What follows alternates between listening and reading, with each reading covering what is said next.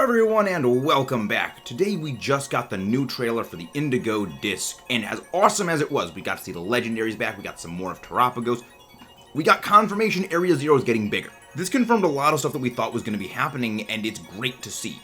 However, there are a couple of concerns I have, especially when it comes to the way legendaries are returning. With all the quests that it's going to be, with each one being unique, if they even are unique, this is going to be a big problem for all the other storylines of the DLC. Remember, there's at least 5 different storylines at play for the Indigo disc, and if all of these are going to be unique quests of any substantial length of time, that's going to be at the expense of the other 4 stories. We've still got Kieran and Dokutaro's body jacking and zombie fights. We've got Terrapagos and Ms. Briar with the expansion of Area Zero, Arvin and the old rivals returning, the BB League proper, which hasn't even been touched on yet, and then the legendaries themselves. So, unless this DLC is enormous, which would probably make it bigger than the base game of Scarlet and Violet, these legendary DLC hunts are going to be short. They're going to be maybe 5 minutes to 10 minutes a piece, and they're all going to be the same. Or if they are unique, where'd the dev time on the other stories go?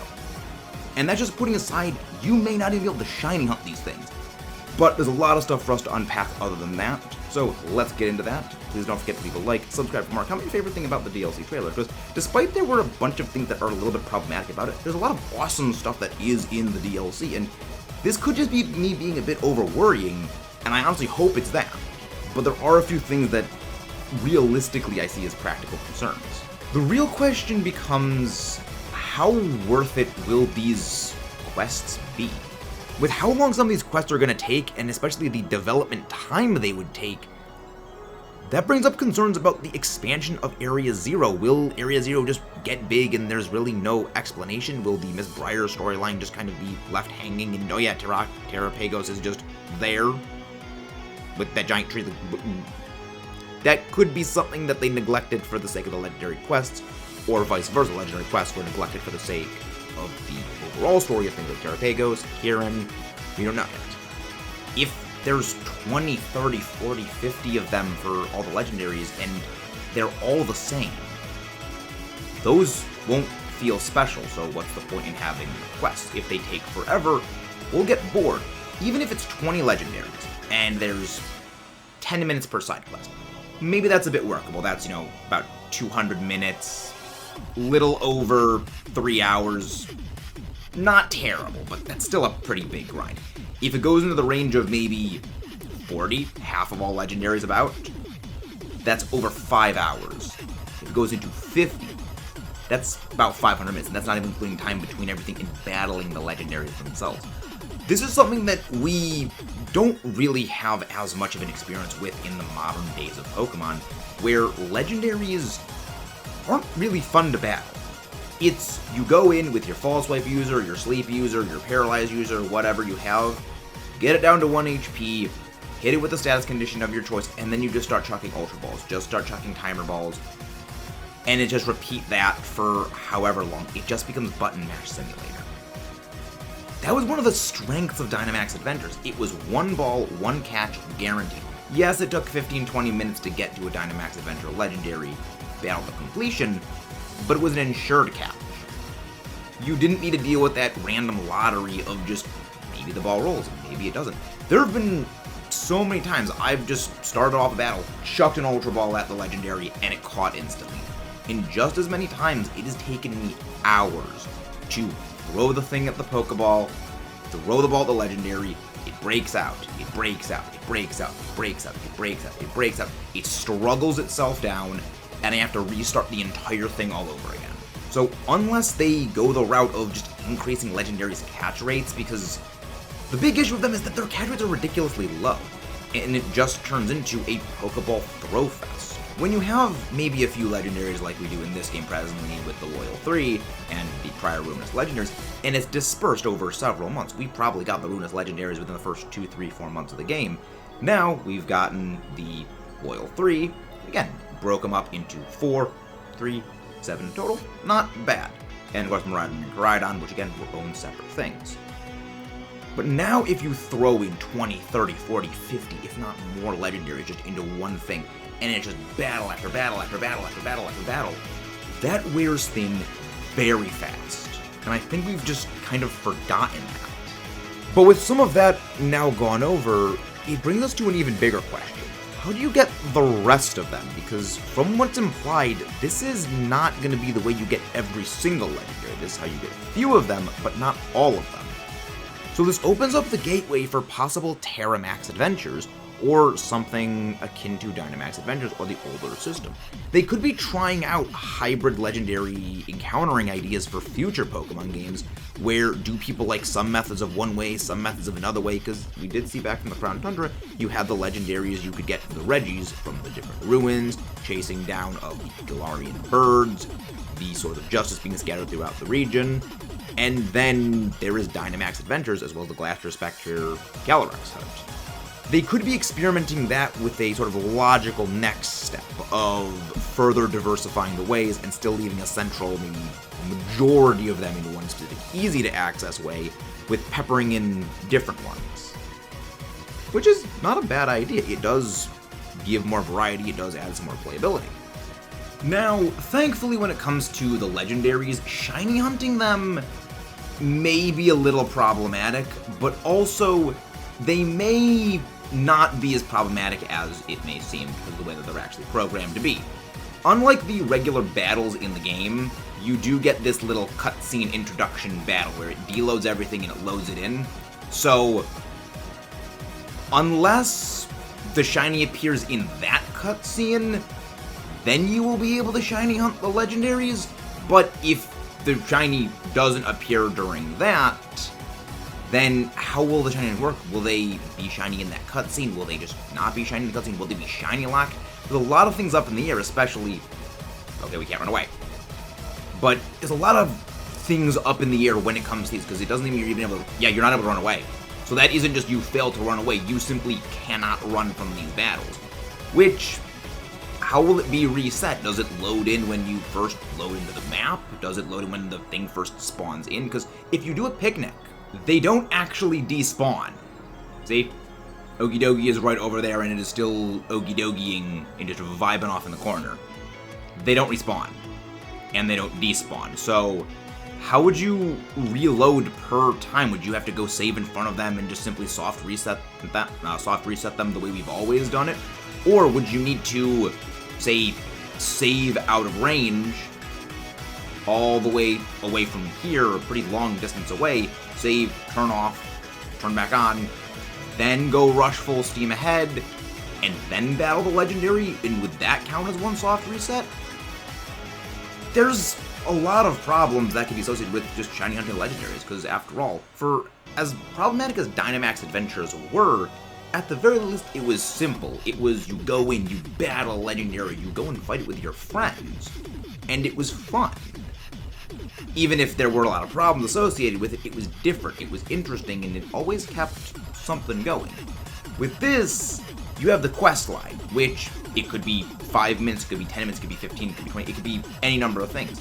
And how similar they are to one another, they could, for all we know, all be the same exact thing, just go find a thing. Or at worst, it could just be a repeat of the stakes. Yeah, it could be the same thing as just finding stakes of the Ruinous Legendary, just reskin with, oh yeah, go find these 3 items just scattered around the entire area, and then you can go battle a thing.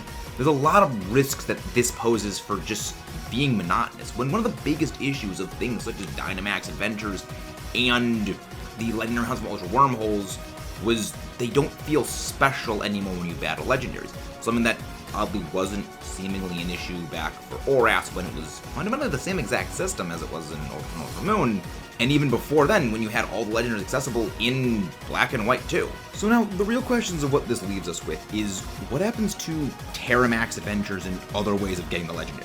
Will they all be obtainable just from these quest things? Will they all have unique different items that you need to unlock in order to get them? How will you even unlock these things? Will it be you get all of them unlocked at the start, or you need to unlock one legendary, then unlock another and another? Or do they just passively unlock and do things?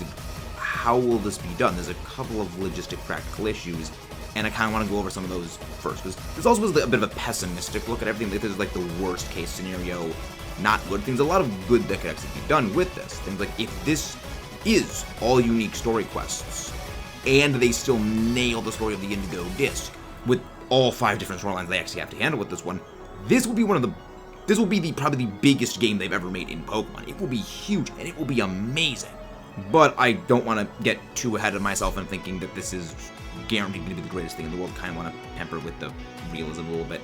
So we'll kind of get into what could be some of the issues of this, which is kind of practicality. If each of these quests is 5, 10, 15, 20 minutes, if it's 5 minutes or if it's 20 minutes, it's either going to be a pretty tedious grind of going and doing the same thing 20, 30, 40 times over, and if it's, say, be 20 minutes of the extended thing, will they really be able to think of different quests for each of these things that will go that long and be dynamic, be interesting, and not feel monotonous and repetitive? Because one of the issues that people had with the previous things like Dynamax Adventures and the Sun and Moon, Ultra Wormholes, was legendaries didn't feel special anymore because you could get them relatively easily with no sort of special story fanfare. This is something that really, even as far back as previous games, they didn't really have. The legendary beasts had a little bit of a story introduction with the Johto remakes, but that was in the original game as well. The legendary birds, though, they got no special fanfare. The Eon Duo, the one you get in each game, the only real start to it is just Steven comes out of a house and says, oh yeah, this thing's basically here in the Canada region now. Mewtwo is just there in the middle of a cave. The closest is you do have to go out of your way to go get something for the Hoenn legendary Kyogre and Groudon battle, which then you can go get the Quasar fight from it. But other than the special event-locked Sinjoh Ruins, there really wasn't much more than a few text boxes of talking to someone and then you go and immediately get the thing, if there was that at all.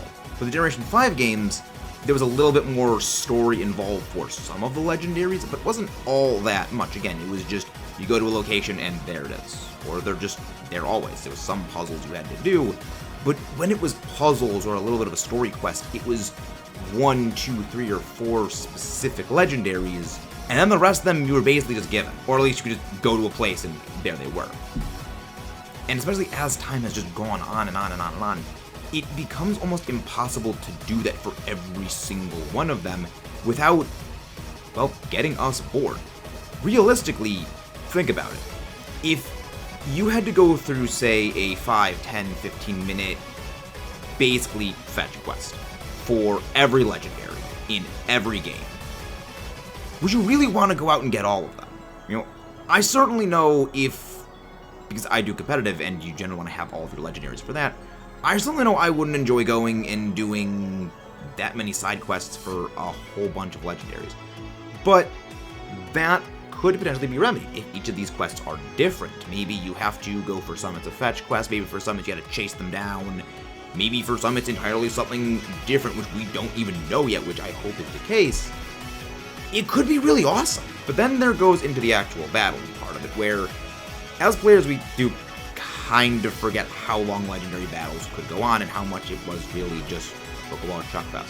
So there are some concerns that I have over what will the quality of everything be relative to everything else because of how much they have to do here. This is a fairly ambitious DLC, probably on the scale of deving an entire game normally.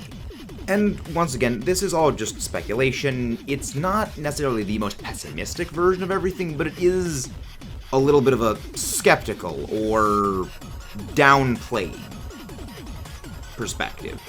I don't want to go in thinking the story is going to be absolutely massive, there's going to be massive stories for all the different legendaries, and there are going to be Terramax Adventures, and there is going to be massive Area Zeros. Like, I don't want to think like everything is going to be ridiculously out of proportion and somewhat unrealistic, so sort of try to temper that. And that could be showing here, which could be definitely something that is my own problem, which I honestly hope is the case. I very, very hope that is the case. Because none of this addresses how do you get the 19th Terra type. There's still a lot of stuff that we just don't know. It's like 1% is what we know, 3% is what we don't know, and the rest of the 96% is what we don't know that we don't know, and I love that. But if you haven't done so already, please do not forget to leave a like, comment below what your thoughts are on everything here. What did you think of the reaction for the trailer? What do you think of the trailer itself? What was your reaction to it? And what's your favorite thing so far you've seen in the DLC? What are you hoping the DLC shows? And who is your favorite returning Pokemon in the DLC, and what do you hope also returns in the DLC? I will see you guys next time.